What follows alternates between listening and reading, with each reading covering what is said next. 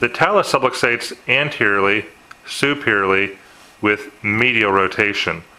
To reduce the talar subluxation, your contact will be on the anterior medial neck of the talus. Your thrust will be guided S to I, A to P, and medial to lateral.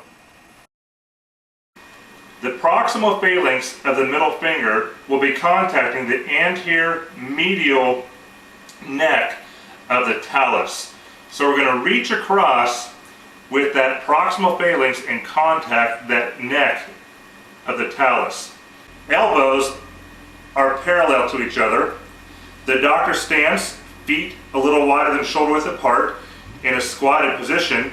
Prior to the thrust, the thumb on the stabilization hand will move upward and be sandwiched between the middle and ring finger of the contact.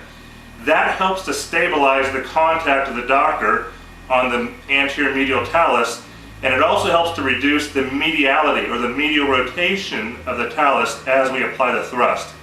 And the thrust is superior to inferior, anterior to posterior, and medial to lateral. Here's the thrust.